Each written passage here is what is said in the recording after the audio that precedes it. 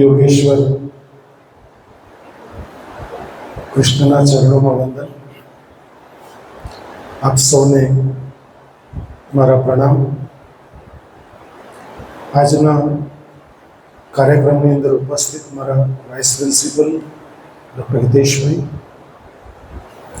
જીમખાના કમિટીના અધ્યક્ષ અને મારા પરમ મિત્ર એવા ડૉક્ટર અરવિંદભાઈ, ભાઈ શ્રી નિપુલ,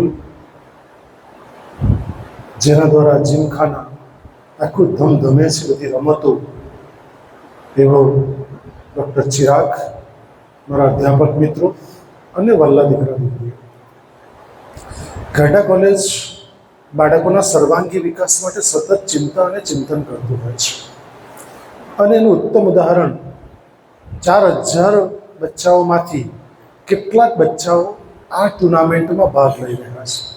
એક તો પહેલાં તો તમને સૌને અભિનંદન, તમારા માટે એકવાર જોરદાર તાળી પાડી દો, કારણ કે તમે 4000 વિદ્યાર્થીઓનું પ્રતિનિધિત્વ કરો છો. આ એક હિંમતનું કામ છે. આ રમત એ બુદ્ધિશાળી વ્યક્તિઓની રમત છે. અને ખબર નહીં, પણ જે લોકો ગ્રામ્ય વિસ્તારમાં મોટા થયા છે મારી સહિત, એ લોકો જાણે છે કે ગામડામાં જ્યારે આપણે મોટા થઈએ છીએ નાનપણથી, ત્યારે સ્કૂલે જવાનું, સ્કૂલેથી આવે એટલે દફતરને ફેંકી દેવાનો, લિટરલી ફેંકી દેવાનો, અને સીધું રમવા જતો.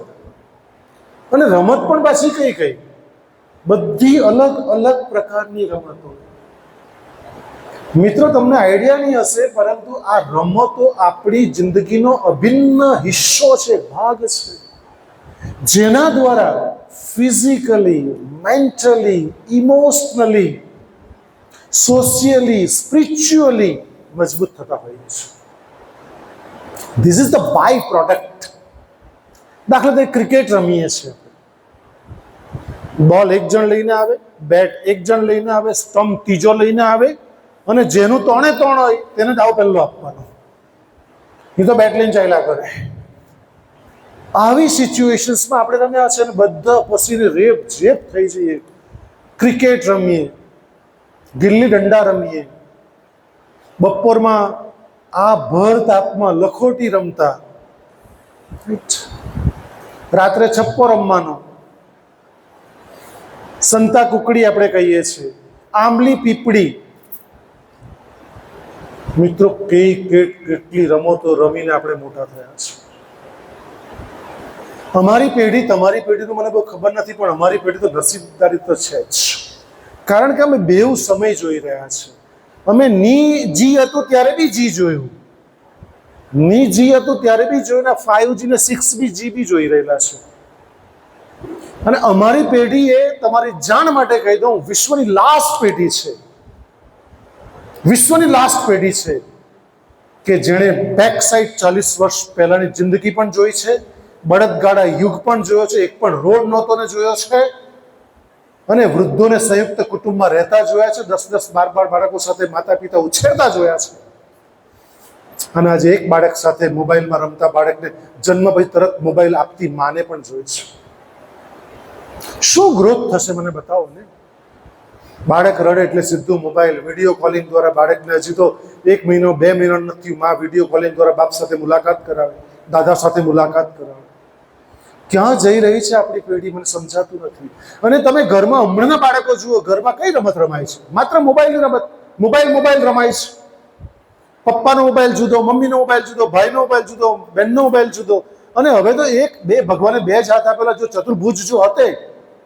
ચતુર્ભુજ જો માણસ હોતે તો 4 મોબાઈલ રાખવા પડતે. લોકો પાસે એકની જગ્યાએ 2 મોબાઈલો, કોઈ પાસે 3 મોબાઈલો, ડિફરન્ટ. ક્યાં છે રમતો?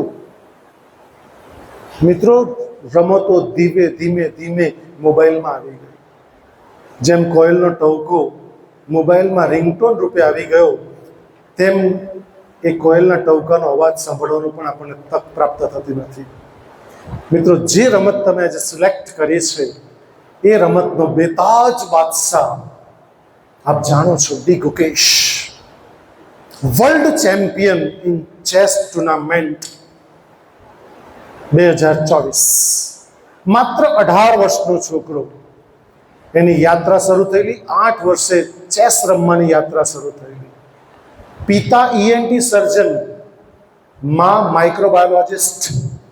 પિતાએ પોતાની ઈએનટી સર્જનની જોબ છોડીને 8 વર્ષથી જ અભ્યાસની સાથે રમતની સાથે બાળકોને લઈને નેશનલ, ઇન્ટરનેશનલ કેટલા બધા એવોર્ડો, જો એવોર્ડનું તમારું લિસ્ટ ગણાવવા જાઓ તો સાંજ પડી જાય, એટલા બધા એવોર્ડ એને પ્રાપ્ત કર્યા છે.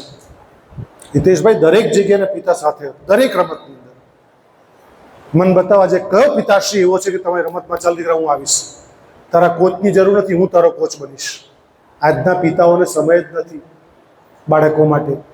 અને એ જ મારા શબ્દ લખી રાખજો ડંકાની ચોટ ઉપર, એ જ બાળક ડેવલપ કરશે કે જેનું કુટુંબ એની સાથે રમતમાં હશે કે શિક્ષણમાં હશે, સાથે હશે, તે જ બાળક વિકાસ કરશે. ડી ગોકેશનું ઉત્તમ ઉદાહરણ છે. જ્યારે વર્લ્ડ ચેમ્પિયનશિપ પ્રાપ્ત કર્યા પછી ડી ગોકેશ જ્યારે ઘરે આવે છે ત્યારે એની માં હસતા પગે લાગે છે મા બાપને, ત્યારે હસતા હસતા એની માં કહે છે કે બેટા તને ખૂબ ખૂબ અભિનંદન કે વિશ્વનાથ આનંદ પછી ભારતનો બીજો એવો વિશ્વનો ચેમ્પિયન પ્લેયર પ્રાપ્ત થયો છે ચેસ ટુર્નામેન્ટમાં, એ માટે તને અભિનંદન. અને આખું વિશ્વ તને ઓળખતું થયું છે કે એકદમ ઓછી ઉંમરનું બાળક આજે વર્લ્ડ ચેસ ચેમ્પિયન બન્યું છે. ત્યારે એની માં જે શબ્દ બોલે છે ને મિત્રો, તમારી ને મારી આંખમાંથી આંસુ પડી જશે. માં એમ કહે છે કે બેટા તને ચેસ ટુર્નામેન્ટને કારણે 18 વર્ષની ઉંમર આખું વિશ્વ ઓળખતું થયું છે. આવતીકાલે તારી ઓળખ એક શ્રેષ્ઠ માનવ તરીકે વિશ્વમાં પરખાય એવો તને જોવા ઈચ્છું છું. મિત્રો, ભારત અને વિશ્વને સારા માણસોની જરૂર છે. મને કહેતા અને ખરેખર આનંદ અને ગર્વ થાય છે કે ગારડા કોલેજ 81 વર્ષથી અડીખમ ઊભી વટવૃક્ષની કોલેજ આજે છેલ્લા 10 વર્ષથી હું ઉત્તમ માણસો બનાવવાની ઇન્સ્ટિટ્યૂટ બનાવી ચૂક્યો છું. સંસ્કારી બાળકો અહીંથી નીકળે છે. જે બાળકો નીકળે છે મિત્રો, સંસ્કાર સિંચન કરવાનું કામ આખા વિશ્વમાં બહુ જુજ કોલેજો કરતી હશે, તેમાંનું કામ ગારડા કોલેજ કરે છે. માત્ર શિક્ષણ જ નહીં પણ સંસ્કાર આપવાનું કામ ગારડા કોલેજ કરે છે. અમે સદભાગી છે. મારો આખો સ્ટાફ મારી સાથે છે કે દરેક મારો સ્ટાફ સતત તમારા વિશે, તમારામાં સંસ્કારોનું સિંચન કેવી રીતે થાય એ સતત ચિંતા કરે છે. એટલે તમને આજના આ ચેસ ટુર્નામેન્ટ માટે ખૂબ ખૂબ અભિનંદન પહેલેથી જ, અને ખૂબ ખૂબ શુભેચ્છાઓ કે આવતીકાલે મારી જ કોલેજનો દીકરો કે મારી જ કોલેજની દીકરી ત્રીજો વર્લ્ડ ચેમ્પિયન થાય અને ડી ગોકેશથી આગળ નીકળે એવી તમને હું હૃદયથી શુભેચ્છા આપું છું. ગારડા કોલેજ તરફથી ક્યાંય કોઈ સહકાર નેશનલ, ઇન્ટરનેશનલ કક્ષાએ જરૂર પડશે ત્યારે હું બાંહેધરી આપું છું કે અમારથી, ગારડા કોલેજ પરિવારથી, અમારાથી જેટલી પણ તમને હેલ્પ થઈ શકશે એટલી હેલ્પ કરવા માટે અમે તમારા માટે કટિબદ્ધ છે. તમે ખાલી આવીને મને મળજો, હિતેશ સરને મળજો, અરવિંદભાઈને મળજો, ચિરાગ સરને મળજો કે સર આ જરૂર છે અમને, એ જ ક્ષણે તમારી જરૂર પૂર્ણ કરવા ભગવાન પરમાત્મા અમને સૌને શક્તિ આપે એવી અભ્યર્થના સાથે, શુભેચ્છાઓ સાથે આપને અભિનંદન, શુભેચ્છા. મારી ચર્ચાને માત્ર અલ્પ વિરામ આપું છું. ફરી પાછા મળીશું. ધન્યવાદ. જય હિન્દ, જય ભારત.